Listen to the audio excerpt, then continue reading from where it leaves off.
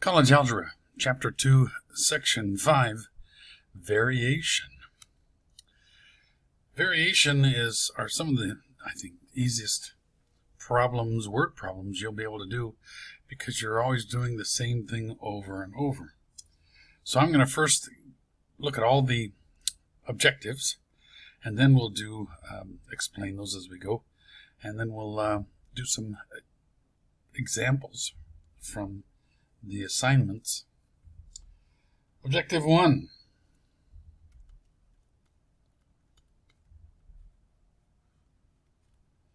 Construct the model using direct variation.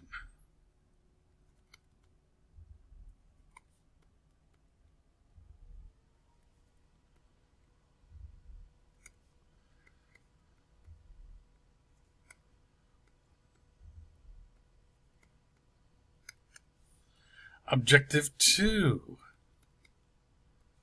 All these are going to start out the same. Construct a model using inverse variation.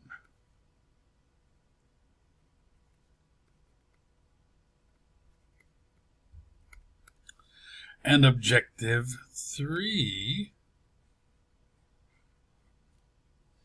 Construct a model using joint or combined variation. See, either joint, another word is combined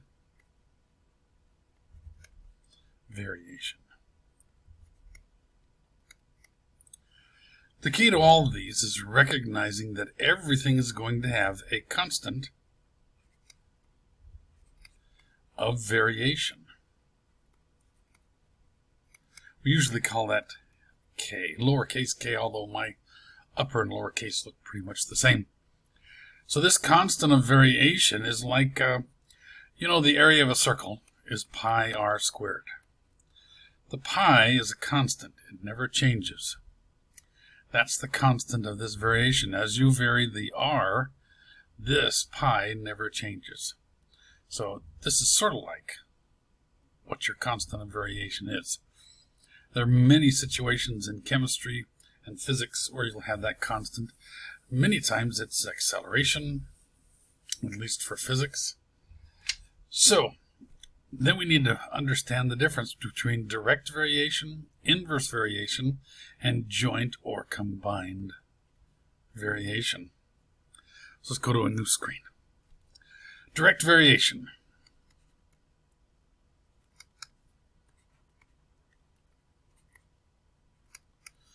Think of multiply.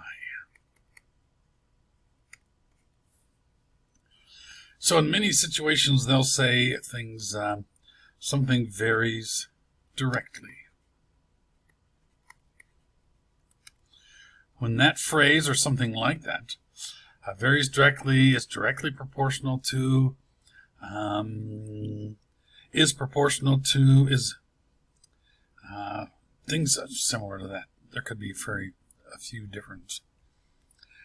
So, when they say that, you're going to multiply. So y, and instead of just equals, we're going to have an equals k times something else.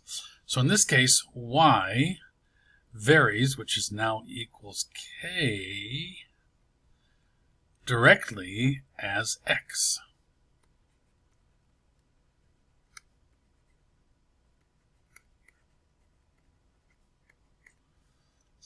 And this varies as the equal k directly means multiply as x.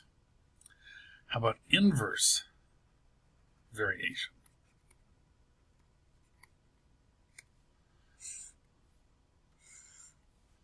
Well, this is when you would say something varies inversely.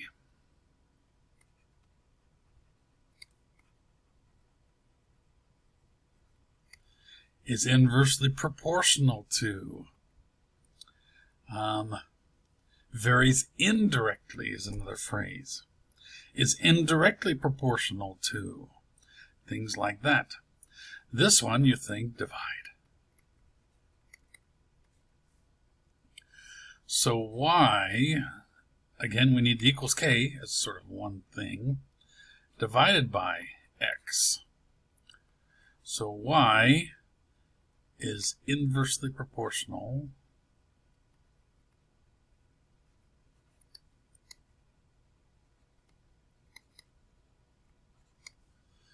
to x. Boy, I hope you can read that. Y is inversely proportional to x. So, what is joint or combined? That means you've got more than one. So, joint or combined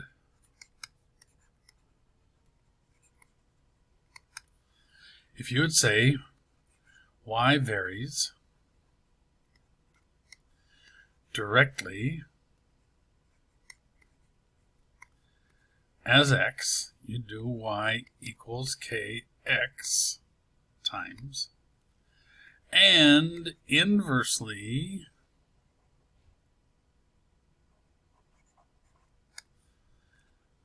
as z, so inversely divide z, and then you can use things like with the square of z, or things like that, that you can write an equation, but they always seem to do the same type of thing. It's going to be the easiest word problems you ever do. So, the variation problems are on page 199. Let's get a new screen. Let's look at number 4. Oh man, I've done it again.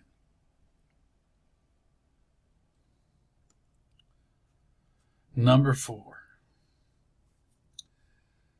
It says write a general formula for each variation.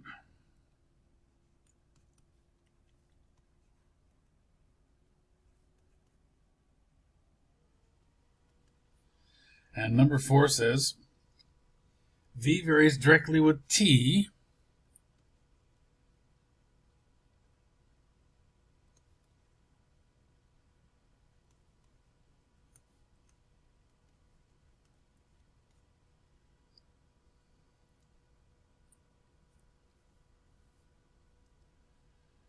v equals 16 when t equals 2.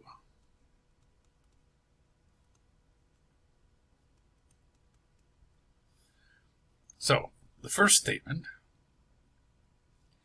gives you v varies equals k. Directly multiply with t. But now we can figure out what that constant is. V and t are going to be variables, so we're going to leave those alone unless they give us some certain values. Now they give you enough, I guess, with experimentation or something like that. V is 16 when t is 2. So if v is 16, don't know what k is, when t is 2, can we find out what k is? Why, sure. Divide both sides, and we've got k is 8. So now they want us to write this not with equals k, but v equals 8 times t. And that, because 8 is supposed to be the constant, we'll be able to write this general formula.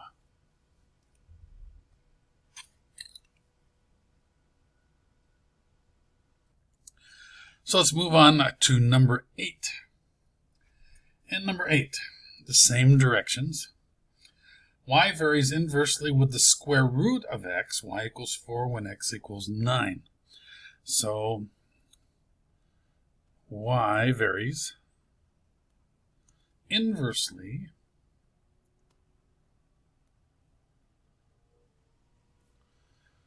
with the square root of x. Y equals 4 when x equals 9.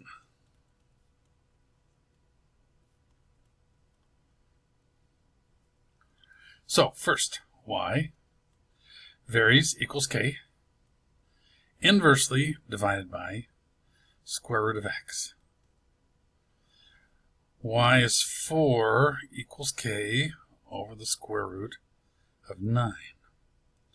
So the square root of 9 is 3. Multiply both sides by 3. So k is 12. y equals 12 over the square root of x is our general formula. Okay, let's move on to 16. The square of the length of the hypotenuse of a right triangle varies jointly with the sum of the squares of the lengths of the legs A and B. The constant of proportionality is 1.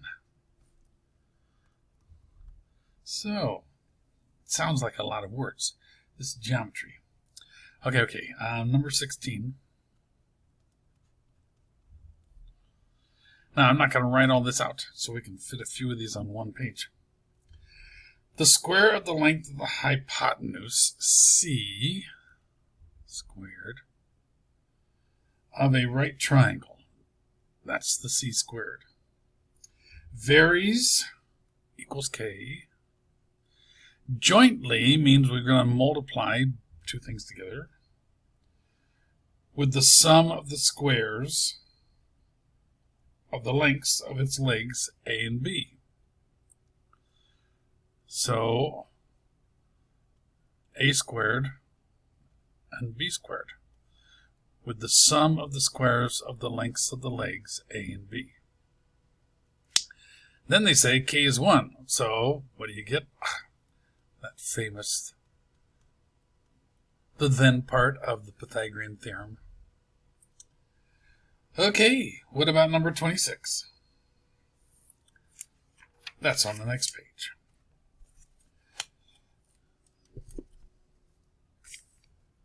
The rate of vibration of a string under constant tension varies inversely with the length of the string. If a string is 48 inches long and vibrates 256 times per second, what is the length of a string that vibrates 576 times per second? This is good because this is what I'll probably ask you on the test.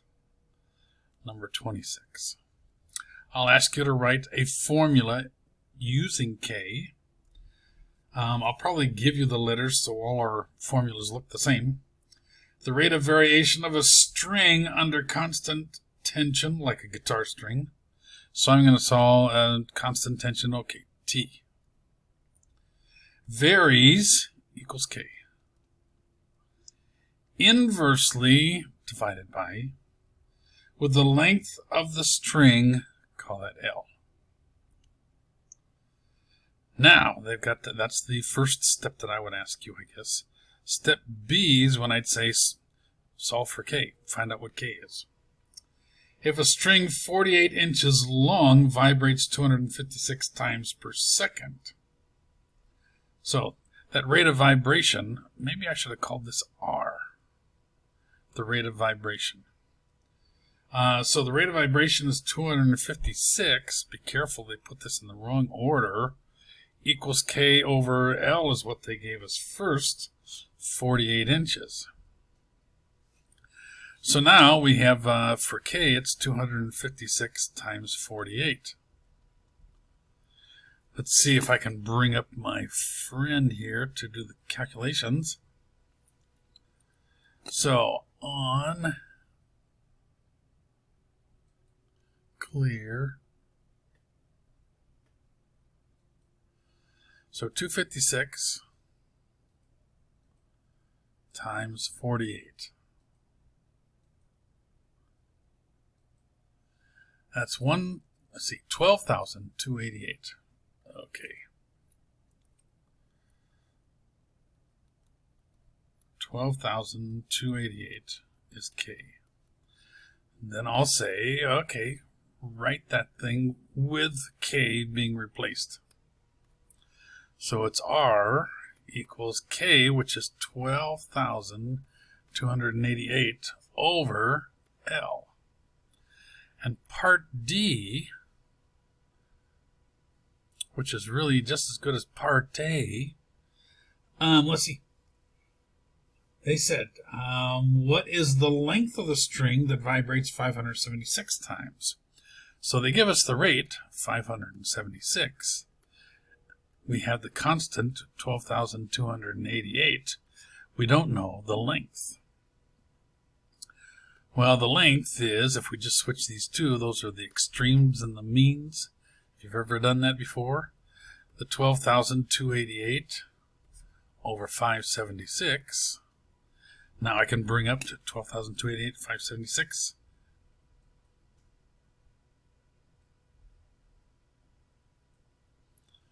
So I've got the 12,288 already on there. That's in the answer, divided by 576.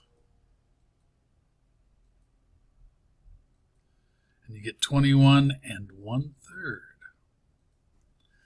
So the length is equal to 21 1/3. What length were these? Inches? Yep, inches. So there'll be several parts. Write the equation with k, calculate k, write the equation with k and its value, its constant value, and then answer the question that they might have for this particular situation. So, you think you can do those? Let's do one more, number 40.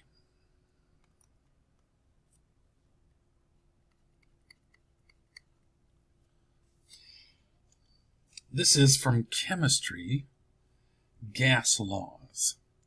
The volume V of an ideal gas varies directly with the temperature T and inversely with the pressure P. Write an equation relating VT and P using K as the constant of proportionality.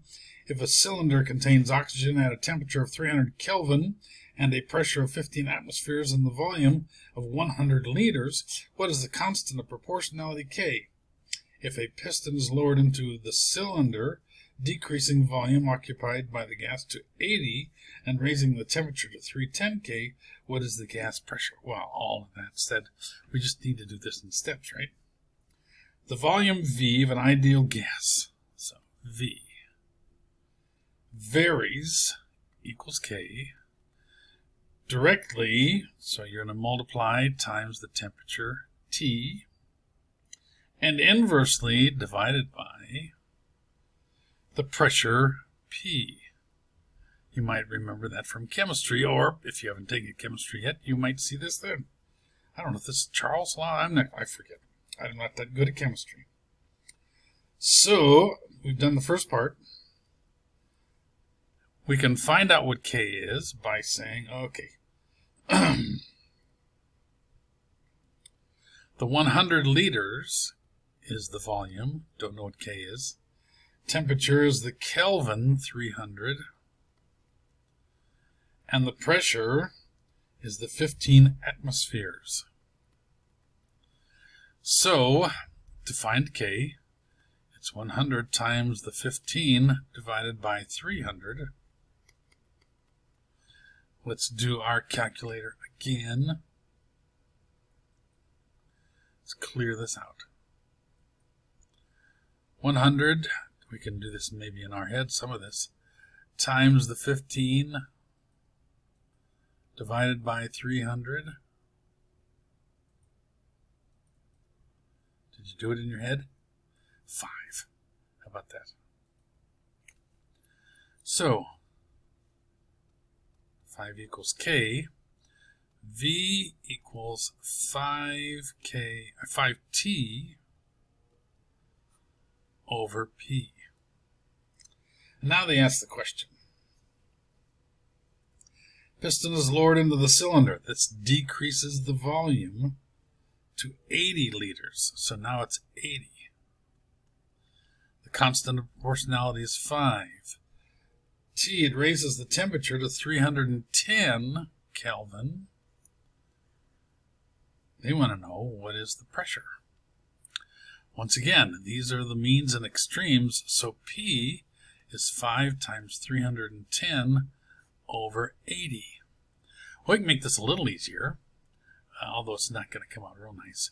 But you can divide both of these by 10, and then it's just 5 times 31 over 8. What is 5 times 31? Let's see. 5 times 31 is 5 and 15. So it's 155 over 8. Let's see. Maybe you remind yourself of this long division goes just once, and that will be 75. It'll go on this 9 times, which is 72. And if we put in a decimal here, 30 goes 3 times, which is 24. 60 will go, let's see, 56, I guess it's 7 times. So, P is equal to 19.37, I guess atmospheres is what this is. So, you should be able to do these. Like I said, it's the easiest ones to come up with an equation. You just have to figure out that constant before you move on to solving a real problem that they might ask.